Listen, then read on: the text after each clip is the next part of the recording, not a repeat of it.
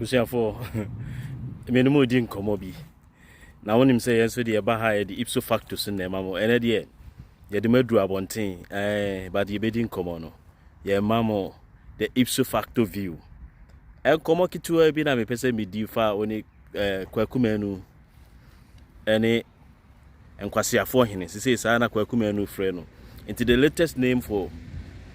AFRIFA MENSAH Nkwasiafoɔ Hene Nkwasiafoɔ de Hene me se de Nkwasiafoɔ Hene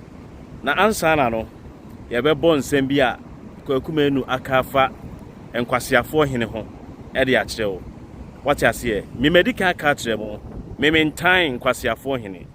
na emom onipa oyɛ no ho sɛ onimnyansa sen ewiase mu nipa nyinaa no so ase obia behu na brabo on de onimnyansa sen obia wabɔ brase obia enti obia behu Nkwasiafoɔ Hene no na brabo me maka cho sɛ saa kwa no ɔyɛ otrofo Kwaku Manu ba bekyrim ɛna sese no so no saa Nkwasiafoɔ Hene we pɛ sɛ ɔkyerɛ sɛ obi yɛ asanteni a gye sɛ ɔno ɛna ma saa verification no so no am verify o dia onya asanteni na onim omo yɛ sɛ obi free ha obi mfree ha no ɛyɛ omumom na mfree ho omumom na obedudo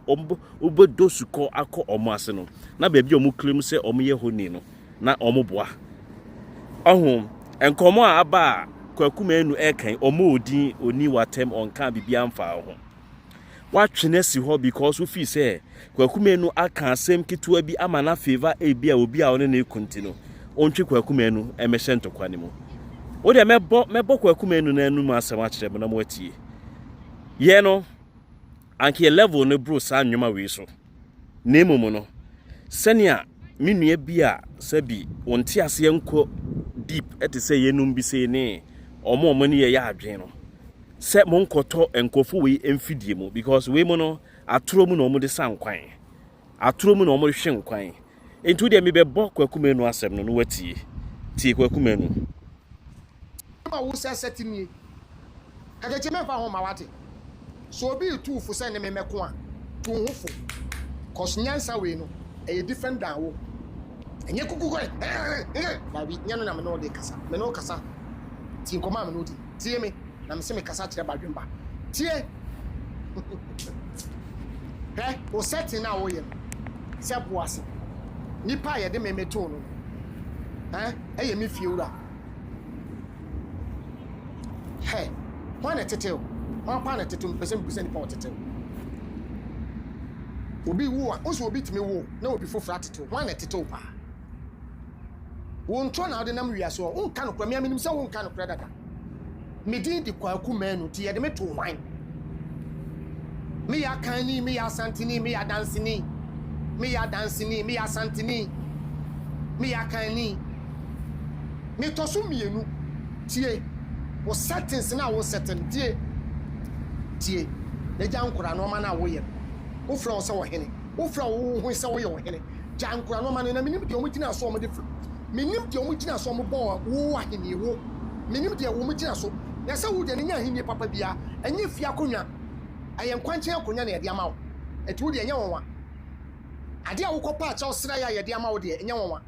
woni te ho na wo kopa acha wo akache se wo ya we se wo kopa acha wo se omo fa ahene ma no ani di ahene wo de okay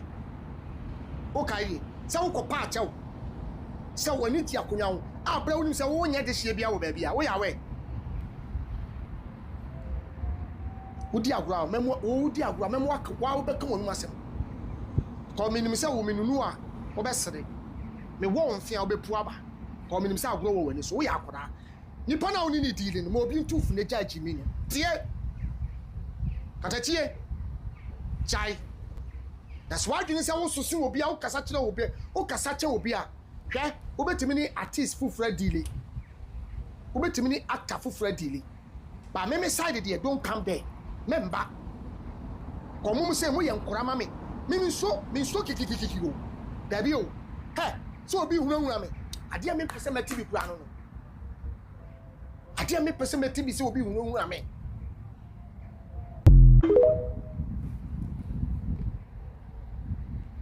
mini asabote kwame AFRIFA MENSAH aka Nkwasiafoɔ Hene sɛ mo ate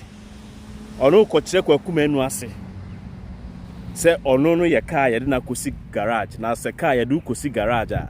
o nya garage meaning say ye de Kwaku Manu etu obi e wo bo ase ni fiura enti ye de watu ni fiura no anase ono ni fiura no kire se onya asanteni enti question am ibusa no say so obi ya asanteni a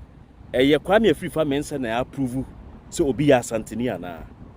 question wo so obusa ho na me busa say obi ya asanteni wo Ghana honum no a bosome so a ye man special allowance bi say asantefo allowance ana mentiase ana so obi ya asanteni wo Ghana honum a bosome so a like minim say mahama kokko paper ne na ho ana say okudwitwa ne moria na okoyi ne to homa no na isi ye ne saa Nkwasiafoɔ Hene nwiero Ghana ho bia bete yase endi se wokɔ na obi ka bibi fa leaders ho a anase politics ho Ghana wa obehwe nipa no ansana wati nsɛm a woka ono koka se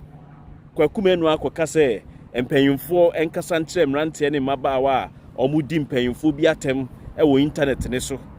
na senkebe ya mahama mumpo nyemra omuni yakum ade Kwaku Manu time ana yedi na ado atem no ade no wankoka wo san Nkwasiafoɔ Hene we ya na beka kye se Akufuado ni tikoto se ejemu aboa wo sa akwa we ya wo ka kye Akufuado se Akufuado ni tikoto se ejemu aboa sana wo kan ye untie no na Akufuado tuwa ni tikoto se ejemu aboa ha me kasa ma kire mo ma we me sinyo bia de o na Akufuado tuwa ni tikoto se ejemu aboa ha me kasa ma kire mo ma we me sinyo bia de o na Akufuado tuwa ni tikoto se ejemu aboa ha me kasa ma kire mo ma we me sinyo bia de o na Akufuado tuwa ni tikoto se ejemu aboa ha me kasa ma kire mo ma we me sinyo bia de o san Nkwasiafoɔ Hene we yo ono ka kire former president friend say Nana Adodankwa Akufuado se ni tikoto se jemu aboa na se Kwaku Manu be ka se enkofo bi didi mpanyimfo atem yenye mra ne emfa mra pese o kire se ade na Kwaku Manu kasa na watwan ama mahama ba bedi ade esan se ene wahu se Kwaku Manu sorry a one ye papa Ibrahim Mahama ene namunti no o pese wo ya na chese adom ene enu onyam a Kwaku Manu anya wo mpanyimfo abi anim no emo wo mo anase emo no wo nipa we yo onu timi ka se ka kire o mampanyin se ni tikoto se jemu aboa onu de o qualified onu timi koka se asantefo ne akamfo ne ye problem enti se asantefo ne akamfo ne ye problem a asante no hwan ne di omanim enye otumfo o se tutu